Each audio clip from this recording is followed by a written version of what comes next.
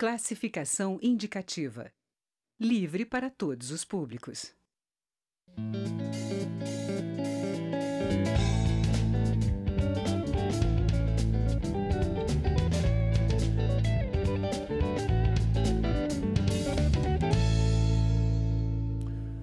Parece que o atual governo resolveu começar na prática a reforma da Previdência. E o primeiro alvo foi o público mais vulnerável e o que ganha menos, os trabalhadores rurais, agricultores e agricultoras familiares. A medida provisória 871, que muda as regras de concessão dos benefícios pagos pelo INSS, penaliza principalmente os trabalhadores e trabalhadoras rurais. É assim que pensa o deputado Heitor Sul, do PSB do Rio Grande do Sul. Ele é presidente da Frente Parlamentar da Agricultura Familiar. Segundo ele, com a justificativa de combater fraudes previdenciárias, o governo alterou diversas regras de concessão de benefícios, como o auxílio reclusão, a pensão por morte e a aposentadoria rural, e prevê a revisão de uma série de benefícios concedidos pelo INSS. O deputado é radicalmente contra a medida provisória e está aqui para explicar as razões dessa posição. Deputado, diante do que eu li, quer dizer, que eu tomei conhecimento aqui, superficialmente, é claro, não me aprofundei, mas dá para perceber claramente aqui uma tentativa de atingir a vulnerabilidade da agricultura familiar em relação à grande agricultura, né, dos poderosos, ela é a mais frágil. Olha, Paulo, em primeiro lugar, dizer da alegria de voltar aqui e poder abordar esse tema um pouco mais com profundidade. Mas é importante o nosso telespectador saber que agricultor familiar, trabalhador rural, esse pessoal lá da roça, que não tem férias, não tem 13º, não tem carteira assinada, o telhado da firma deles é o céu, e que de vez em quando cai de lá o que não precisava e faz um monte de estrago na produção. Esse povo na agricultura passou a ser gente, como a gente diz lá no Rio Grande do Sul, com a Constituição de 88. Até então, o agricultor... Largados ao Deus dará. Éramos excluídos totalmente do sistema de previdência social. Em 1971, quando foi criado o antigo Fundo Rural, o homem, aos 65 anos de idade, começava a receber meio salário mínimo de aposentadoria. Dava a impressão de que ele era meio homem ou que trabalhava com uma mão só. E a mulher só tinha direito de receber alguma coisa no caso do óbito do marido. Até então, ela não recebia absolutamente nada. Nos seus documentos, inclusive, que eram poucos, quando muito estava escrito doméstica ou do lar. Não era trabalhadora rural ou agricultora. Essas coisas mudaram com a Constituição de 88. O homem aposentou aos 60 anos com um salário mínimo, portanto, nossa categoria já tem idade mínima. E a mulher aos 55 anos. Desde que comprove a atividade, comprove a contribuição, comprove que efetivamente trabalha e com a produção recolhe o Fundo Rural para a Previdência Social. Agora, o governo quer mudar a Lei 11.213, que é de 1991, que regulamenta a Constituição e começa, você disse muito bem, lhe felicito, a fazer a reforma da Previdência justamente pelos mais humildes, pelos mais pobres. Eu fico me imaginando um trabalhador rural no interior do Nordeste brasileiro, às vezes 5 anos sem chuva, como que ele tem renda?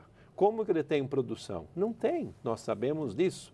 Então, esse tem que ser tratado como um cidadão especial e na Previdência ele é um segurado especial, assim como no Brasil inteiro. Então, nós temos uma dúzia de emendas para reposicionar esta medida provisória 871 para que não se cometam injustiças. Nós não podemos partir do princípio que todos são fraudulentos, os benefícios, de que todos fazem coisa errada, de que todos os benefícios são falsos. Não, muito pelo contrário. E o governo colocou uma cláusula, inclusive, que ele quer excluir os sindicatos de trabalhadores rurais que organizam a categoria, assim como o sindicato dos pescadores organiza os pescadores e atesta que o sujeito trabalha, produz, recebeu provento, teve acidente, se machucou, enfim, tem a ficha corrida de todos eles, de que essa questão fique bem clara. Sindicato nenhum aposenta ninguém. O que o sindicato faz? Elabora o processo. Chama o cidadão, olha, ontem você fez 60 anos, então vamos montar aqui a papelada, o documento e apresenta tudo. Quem defere ou indefere é o governo, através do seu agente chamado Instituto Nacional de Seguridade Social.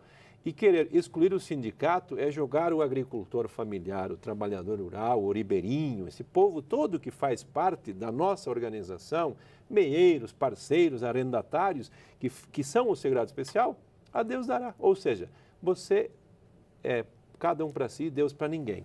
Nós queremos mudar isso e queremos que algumas coisas que estão postas aí voltem como estão na lei, funcionam há praticamente 30 anos e que, se tiver uma fraude, se apure. Ninguém é a favor de fraude, ninguém é a favor de forçar barra com relação a essas questões. Agora, deputado, a gente está falando tudo isso, o senhor tocou de leve, mas é bom lembrar também que não existe um Brasil, existem vários Brasis com várias realidades extremamente diferentes. Um agricultor lá do interior do Nordeste tem uma realidade muito diferente de um agricultor do seu Rio Grande do Sul, por exemplo.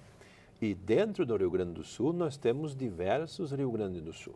Se eu for olhar para aquela região sul do estado, é uma realidade em termos de produção, em termos de área produtiva. Por exemplo, Canguçu é o maior minifúndio da América Latina, com 15 mil pequenas propriedades dentro de um único município.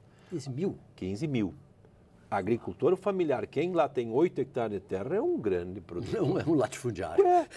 Agora, se eu vou para a região colonial, isto já é diferente. Aí as propriedades têm 25, 30 hectares. Se eu vou para a região mais central do estado, eu já começo a falar nos 4 modos, onde o sujeito não é mais apenas um agricultor, ele é um pecuarista familiar e precisa, portanto, mais terra, que pega a pecuária.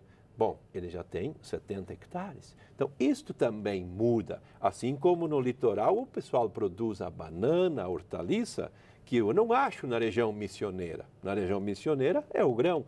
Então, o Brasil é diferente. Santa Catarina é parecido com o Rio Grande do Sul, mas é muito diferente de São Paulo. Porque lá no Rio Grande do Sul, Santa Catarina, nós não trabalhamos laranja, café, enfim. Então, tudo isso precisa ser olhado. Agora, deputado, a gente analisando a questão de um ponto de vista macro, a gente observa também que o governo insiste em não cobrar dos grandes devedores da Previdência. Todas essas medidas que a gente vê, inclusive o projeto que está sendo anunciado, não toca nisso. Inclusive, ainda no final do governo passado, teve uma discussão muito ferrenha aqui na casa dessa questão. Nós estamos falando da taxa de bilhões, talvez meio trilhão. Se a gente, alguns cálculos chegam a meio trilhão, se for consolidada a dívida desses grandes devedores. Perfeito. Então, por exemplo, nós na agricultura no Rio Grande do Sul, no sul do Brasil, estamos acostumados ao quê? Ao sistema de contribuição. O agricultor vende a soja, vende o gado, vende o leite, a agroindústria faz a nota fiscal, desconta o fundo rural que vai recolhido para a Previdência. E que a partir daí o agricultor comprova a sua atividade e a sua contribuição. Então não tem benefício sem contribuição. Tem benefício porque teve uma contribuição e uma atividade econômica e que está documentada no papel. Diante dessa realidade que é um tanto diferente em Minas, no Norte e no Nordeste, acho que o governo tem a faca e o queijo na mão para criar as regras. Afinal de contas, é preciso ter benefício? Ok, as pessoas precisam viver, precisam comprar o remédio. Então, como é que a gente organiza isso? Dá para fazer um modelo híbrido, uma coisa para uma região do país, outra coisa para outra? Não há dúvida nenhuma. Inteligência, programa, sistema, nós temos para isso. Os agricultores do Rio Grande do Sul sempre me questionam por que nós aqui, que produzimos bastante, não podemos ganhar mais que um salário mínimo? Porque o sistema hoje é único, não tem essa abertura. Então, acho que se nós formos inteligentes, já que estamos nas vésperas, no advento de se fazer a reforma da Previdência, primeiro, vamos cobrar quem não pagou. Segundo, vamos deixar de isentar setores que estão isentos de contribuição. Terceiro, vamos começar a fazer a reforma como se faz numa casa, de cima para baixo, não de quem ganha salário mínimo. Porque quem ganha salário mínimo não é quem quebra a Previdência. O regime próprio é que é o grande vilão dessa questão. Deputado, voltando um pouco ao início da entrevista, o senhor falava da questão dos sindicatos. Parece, nessa medida provisória, haver uma espécie assim, de suspeição generalizada de todos os sindicatos, como se todos fossem cometer algum delito. Em princípio, a aparência que dá é essa. É verdade. E nossa Constituição diz de que todos são inocentes até que se prove o contrário, né? E é preciso haver a prova. Então, me parece que o governo Bolsonaro, com a sua equipe de economia, de fazenda, que hoje controla a Previdência, porque nós não temos mais um Ministério da Previdência que cuidava disso, tirou meio que para Cristo o movimento sindical.